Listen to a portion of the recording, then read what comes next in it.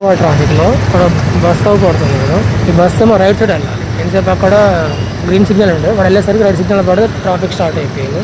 స్ట్రైట్గాను left side వెళ్ళాల్సింది freeway ఉంటుండే. వాడు ఒక్కడు చేయడం వల్ల అది ఆర్టీసీ గవర్నమెంట్ బస్ ఇది కూడా రాణిగంజ్ బస్ స్టేషన్ సంబంధించి డిపోకి సంబంధించిందంట. సికింద్రాబాద్ నుంచి ఉంది.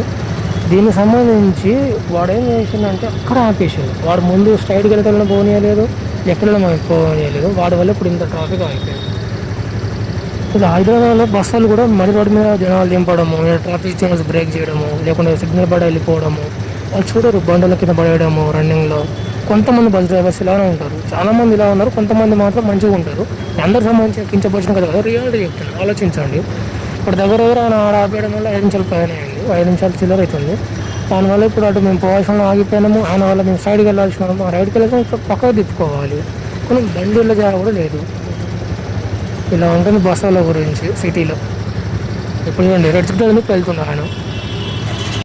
అంటే ఇలా అవ్వడానికి మెయిన్ కారణం ఏంటిదంటే అది ఫస్ట్ మనం డ్రైవర్ తప్ప అని చెప్పొచ్చు. ఎందుకంటే అక్కడ టైమింగ్ మారుతుంది కదా, అది ఎల్లో కలర్ బ్లింక్ అయ్యేటప్పుడు ఆపేయడం బెటర్. ఎందుకంటే మనం స్పీడ్గా కొట్టేద్దాం అనుకుంటే అలా ఉండదు. కొంతమంది టైమింగ్ స్టార్ట్ కాక నుంచి స్టార్ట్ చేస్తారు బండి వెళ్ళిపోవడం.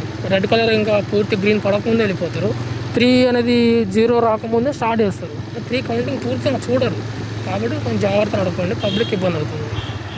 అవడం వల్ల కొన్నిసార్లు బస్ డ్రైవర్లకు కూడా ఇబ్బంది ఉండొచ్చు. కానీ దానివల్ల ఏమవుతుందంటే మీరు ముందే లైటింగ్ కొంచెం చూసుకొని ఆపడం వల్ల ప్రమాదాలు చాలా వరకు తప్పుతాయి. సిటీ కాబట్టి చాలా పెద్ద ప్రమాదాలు అవ్వచ్చు. మన అయినా రిస్క్ అవుతుంది కదా, మీకు కంటే పక్కనకి ఎక్కువ డ్యామేజ్ అయ్యే ఛాన్స్ ఉంది. మీరు పెద్ద వెహికల్ మీరు కొంచెం ఇది ఉంటారు కాబట్టి మీకు ఇబ్బంది అయినా వాళ్ళకు కూడా ఇబ్బంది అవుతుంది. కాబట్టి కొంచెం చూసి జాగ్రత్త, కుదిరినంత వరకు ట్రాఫిక్ సిగ్నల్ ఇంకా టైం ఉందన్నప్పుడు మనం దాటలేమనుకున్నప్పుడు ఆపేయడం బెటర్. మనం బర్ర వెళ్ళిపోదాం అనుకున్నట్టయితే ఇబ్బంది అవుతుంది. మీరు ఎంతైనా మీరు గవర్నమెంట్ వాళ్ళు కాదు, మీరు 10 మందికి చెప్పాల్సిన వాళ్ళు.